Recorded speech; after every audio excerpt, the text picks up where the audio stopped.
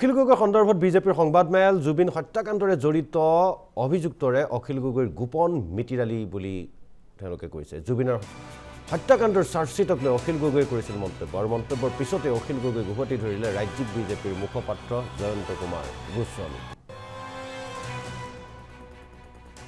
কালি অখিল গগৈ ডাঙৰীয়াই তেওঁৰ Facebook post জৰিয়তে ফেচবুক লাইভৰ জৰিয়তে তেওঁ ক'লে যে তেওঁৰ হাতলৈ চাৰ্জশ্বিটৰ কপি আহিলে।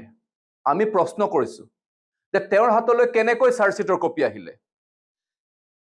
এই গোচৰৰ কালিৰ যিটো মাননীয় মুখ্য ন্যায়িক দণ্ডাধীশ কামৰূপ মেট্ৰ' আদালতৰ PRC কেছ নাম্বাৰ 4084/2025 এই গোচৰৰ যিটো হুকুম তাত স্পষ্টতাৰে লিখা আছে যে আসামী 7 জনলৈকে CIDৰ জৰিয়তে তেওঁলোকক অভিযোগনামাৰ কপি তেওঁলোকক ৰখা সংশ্লিষ্ট জেললৈকে প্ৰেৰণ কৰিছে।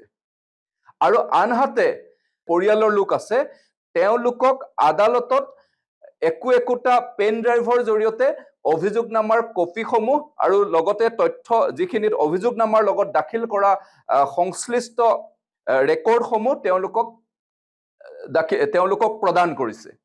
গতিকে আৰু অন্য হাতেদি এটা কথা স্পষ্ট আমি জনাত যে আদালতৰ পৰা কোনো তৃতীয় পক্ষই চাৰ্টিফাইড কপিও এতিয়ালৈকে লাভ কৰা নাই এই গোচৰৰ অভিযোগনামাৰ।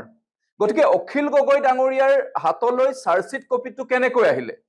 নিশ্চয় এই 7জন অভিযুক্তৰ কোনোবা এজনে তেওঁক দিব লাগিব, অথবা এই অভিযুক্তসকলৰ যিসকল পৰিয়ালৰ লোক আছে কালি আদালতত যিসকল উপস্থিত আছিলে যিসকলে পেন ড্ৰাইভৰ যোগেদি অভিযোগনামা সমূহ পালে তেওঁলোকে দিব লাগিব।